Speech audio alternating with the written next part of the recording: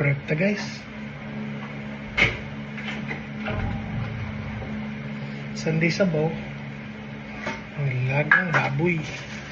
Pwede sa sinigang. Ngayon sinigang mix. Kugas-kugas na.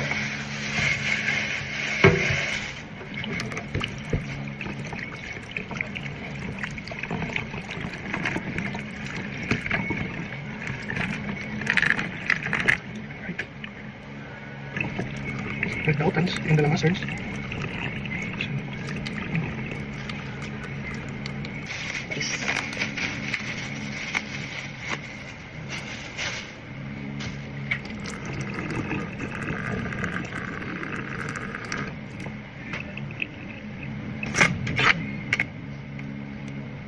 Iwan eh. Iya.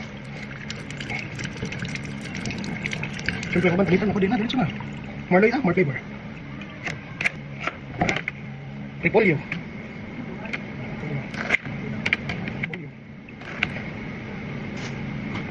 Gabi, pagpanitan.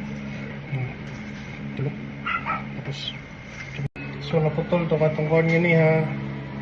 Napanitan na ang gabi. Sabi ng tubig ng kaldero.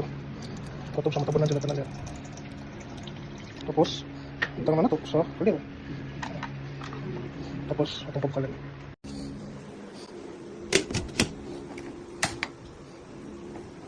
Butang na ito bubukal. Tapos, human, butang na ito ng bandit sa gulo. So, muna na siya itsura ron.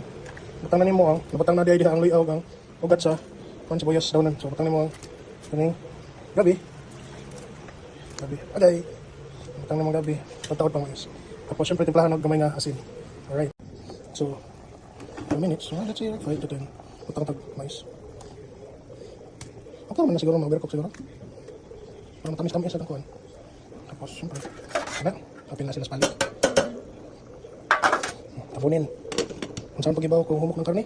Humok ng karne kung hindi nakakita sa gabi ngayong maghiwa-hiwa. So, friend, lot of rice because rice is life. Okay. So, 20 minutes.